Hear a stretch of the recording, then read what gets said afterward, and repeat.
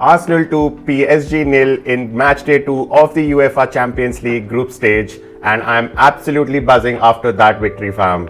UCL Knights are finally back at the Emirates Stadium, and it's one of them dreams that all us Arsenal fans had, to see that anthem, UCL traditional anthem, playing in the Emirates Stadium. We are back with it. We were there in it last season as well, but I'm finally glad that we are now making great strides towards progressing well in this particular tournament. And yesterday night, the game against PSG is one such testament to how far this Arsenal team has evolved, not just as per the standards of the Premier League, but also when you consider European competitions such as the UEFA Champions League. It is quite evident that we are there now. We are there to compete with the best in Europe as well as world football. This is the ArseneeelTV fan channel, and I welcome all of you to this community. Hit that like button and subscribe to my channel if you like my content, as the road to my first 1000 subscribers is truly underway. Follow me across my Instagram and other social accounts for daily media and content uploads. Coming to the game review of Arsenal versus PSG in the Champions League. Today's video, we will be breaking down into a full match breakdown where we'll be talking about the goals, some key match statistics, and that solid defensive performance by Arsenal. We're also going to be discussing how this Arsenal team has evolved into the best defense in Europe as of now. We also will talk about how the midfield is shaping up even without Odegaard in it. There is an apology and appreciation message for Raya from my end, and finally we will end with reactions to some top tweets from Arsenal versus PSG in the Champions League. So let's begin. Coming to the match breakdown, Arsenal scored 2 goals in the first half itself, with Kai Havertz giving us the lead in the 28th minute, I think. I just enjoyed that goal so much. The finish from Havertz was absolutely sensational, and it seemed the way he was playing in the first 20 odd minutes, he looked hungry for that specific goal, and he got it in the end, and I'm so happy for it. However, if there was a possibility that any goal scored by a striker could be divided between 2 players, I would give 50% of that goal scored by Havertz to Trossard, because the way Trossard carried that ball from midfield, threading through the PSG midfield and defense, and finally assisting Havertz with that sublime cross, I just was lost for words back then. Brilliant from Trossard, sensational from Havertz to get the first goal, and the second goal was scored in the 35th minute by Saka, and this was one of them goals which you just pray end in the back of the net. Sometimes they get flicked on, sometimes they make their way to the goal by themselves, and that's what happened yesterday. So another set piece from Arsenal where we scored, and we are rightly called the Dark Arts FC now, because we know Nick Jovak has been training this team so well that our potential from these set pieces is so much now that teams are actually scared to concede such free kicks and corners to Arsenal. So full marks to the team management and the coaching staff on drilling these players. The coaching staff deserves a huge credit for the way we have evolved, especially around free kicks and corners this season. Coming to some key match statistics, Arsenal total shots 6 to PSG's 10, while our total shots on target was 5 as compared to PSG's 2. So clearly PSG did not have the worst game of all. I wouldn't say that PSG had a bad game at all, but I think the way Arsenal conducted themselves in the game management was so good. Every player on that pitch stuck to the game plan that was devised for it, and we got what we wanted from the game. Though we did not have more shots than PSG, we still managed to get 5 shots on target out of the 6 shots that we actually took. And in the second half, we had gone into second gear. We were mostly trying to defend against PSG's attack, so not a lot coming in the attacking sense in the second half, which is obviously fine because we are having another game in 2 days on the weekend in the Premier League. So it was important that we did not concede at that moment to PSG. We still maintained a clean sheet, as well as rest our key players for that game on the weekend. Possession stats, again PSG leads here, but all the possession they had, it was not good for anything. We were just we were quite good in our pressing as well as counter pressing. So PSG had no idea how to deal with that specific game plan that Arsenal came up with. Again, PSG had almost double the number of passes, as well as a higher pass accuracy, but it is one of them games where these statistics doesn't matter, fam, because Arsenal was dominant in that game, and from the perspective that PSG actually played into our hands. In the first half, we actually attacked a lot. We were on the front foot, and on the second half, we just were very reserved. We trusted the defense that we had to maintain that score, that clean sheet for us.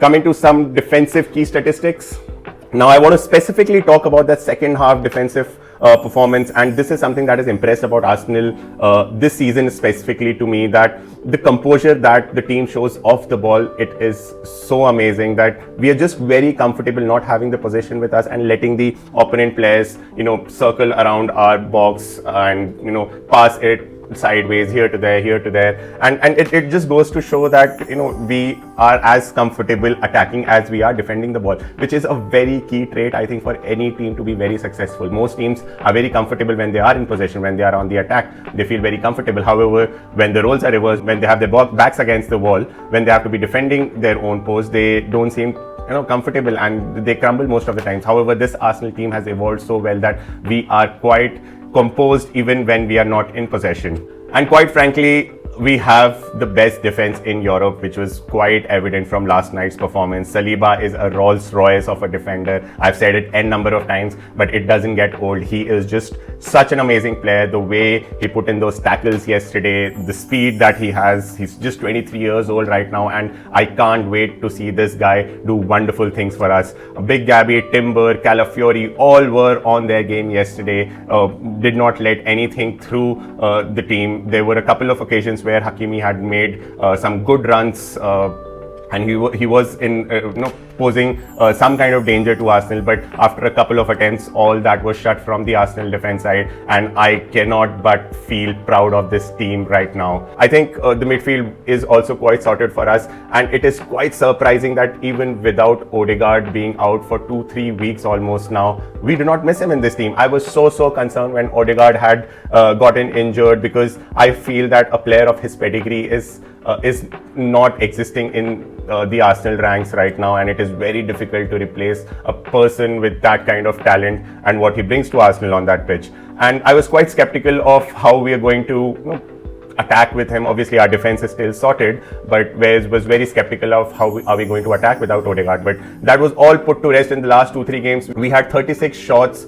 against Leicester City in that game. So that goes to show you that we are still making a lot of chances. There's still a lot of creativity, and I think the person to kin this to is Trossard. He is someone who is present all over the field. He just nicks in those gaps that is left by the midfield and defense, and he just carries the ball so well with him. He's a clutch player, so whenever he gets the chance, he just goes for the kill with the ball, and he has been quite successful for us as well. So overall, the midfield is also starting to shape up. Merino got his debut yesterday. For a long time, he has been injured, and I almost forgot that we had made this amazing signing. Overall, the midfield now seems that it is where we want to be, and the team is such that we can deal with injuries to key players, and we can still outperform most teams on our day.